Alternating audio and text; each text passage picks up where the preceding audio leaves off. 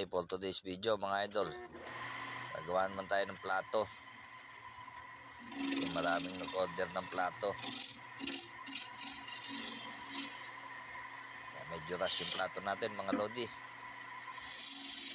Nauubusan kami ng stock ng plato dito.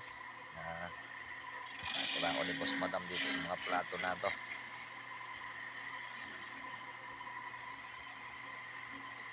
Shoutout doon pala sa mga nag-order ng plato dyan sa Baguio at Bigan at saka ba yun, nakalimutan ko mga kaudi.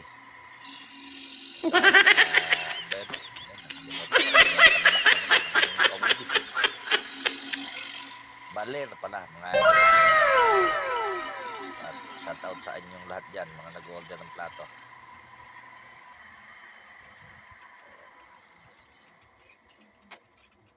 Bukas, iba naman mga idol.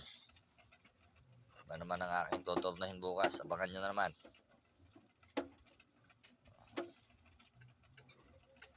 Kasi ang daming nagsisipag-order. Maraming salamat sa inyong mga pagtangkilik sa aming produkto, mga lodi. Order lang kayo ng order para meron kaming magandang kita. Kaming mga manggagawa para maganda rin ang aming kita. Tsaga, mga idol, kailangan dito. Tsaga at ingat. Kasi medyo delikado yan. Mukhang simple lang pero delikado rin yan. Kasi pag nabasag yan, 100% putok ang muka. Sa ospital lang gising pag tinamaan ng muka ng plato na yan. Mas delikado pa mga lodi pagka yung malalaki. Baka mga 3 araw na tulog, semi-comatose pag tinamaan ng ulo. Ayan. Kaya ako pinupukpok mga idol kasi sinecheck ko kung meron siyang damage, kung meron siyang crack. Hindi siya pwede tornohin kasi mababasag yun. Tatamaan ang aking face, ang aking pagmumukhang pangit.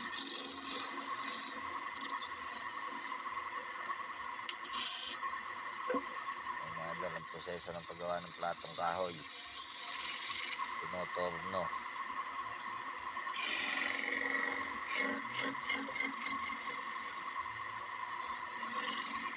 Tapos patutuyuin yan mga idol. Tapos pakikinisin. Hindi ko na kasi naibablog mga idol yung kasunod ng departamento sa akin yung mga sumusunod sana pwesto. Hindi ko na nakukuhanan ng video, puro pwesto ko lang ang naibablog ko mga idol. Kaya nyo next time ipapakita ko rin hanggang sa finished product na yan, mga aming ginagawa. Hindi pa kasi naiasikaso, masyadong busy ang inyong kabudi. Kinukulang sa panahon mga idol, kaya hindi ko na nakukuhanan ng buong paggawa ng aming mga plato.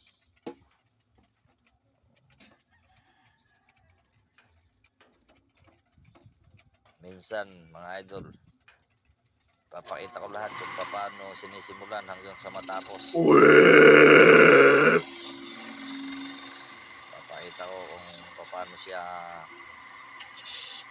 gagawain hanggang sa matapos.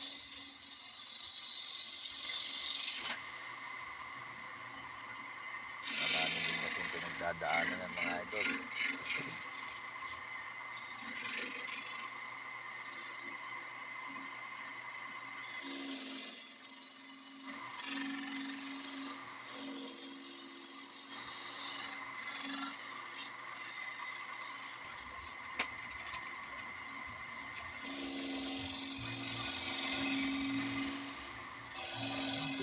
Kakunatan po idol yung mga kahoy na akasya. Makunat po talaga. Sumusuko yung aking talim.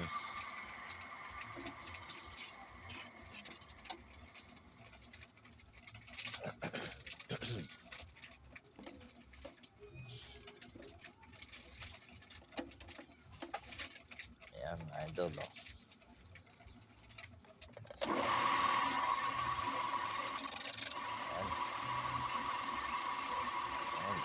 hinahasa. Yun, hinahasa muna mga idol yung talim. Kasi naputol na. Matatas na naman.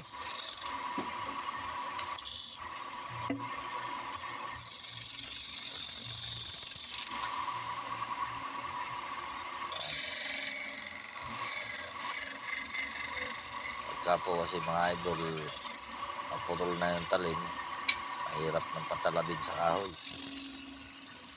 Kailangan palaging hinahasa yung talim.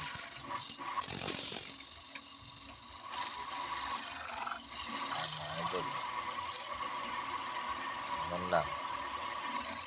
Pamaya-maya niyan, plato na yan.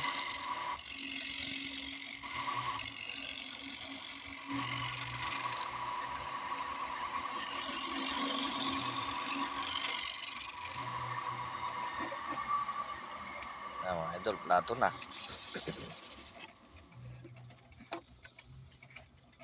O, diba? 1/10 mga idol ng plato.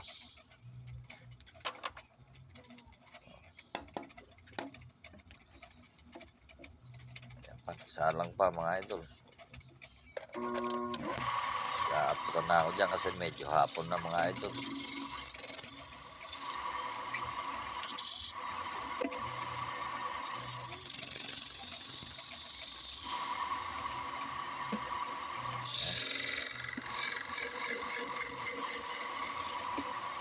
Mga idol, maraming salamat sa inyong panonood. Please follow, like, and share naman mga idol. Maraming salamat sa inyong walang sawang panonood. Okay mga idol, thank you for watching.